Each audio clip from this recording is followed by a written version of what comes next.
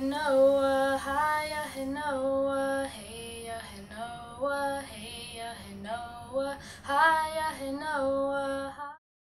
Why is it important to talk about suicide? It's important to talk about suicide because suicide isn't a subject that's talked about a lot. I know a lot of people are very uncomfortable talking about the subject. And you never know who is on the verge of it, and I think it's important to talk about it that way so they could try to open up to you, and so you can help them in any way possible. It's important to talk about suicide so everyone can know how to prevent it, youth, children, and elders. I think it's important to talk about suicide because it's really getting the word out there to people who actually need the help and want it. Suicide is a serious topic. I mean, it doesn't just affect one person, it affects everyone.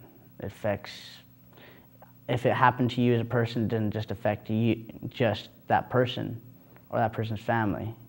It affects their other friends, people who may have known him, coworkers. It just affects anyone who's known that person, really.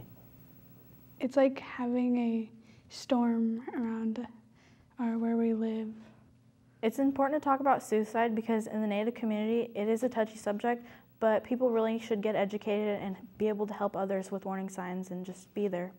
You have friends and family that care about you and that need you to help them out with their problems, and it would be very tragic for everyone that knows you. I think it's important to talk about suicide because it does happen every day, and if you ignore it, it's not going to go away. I think it's important to talk about because you can't just be a bystander, and you should take charge and help people that are dealing with it.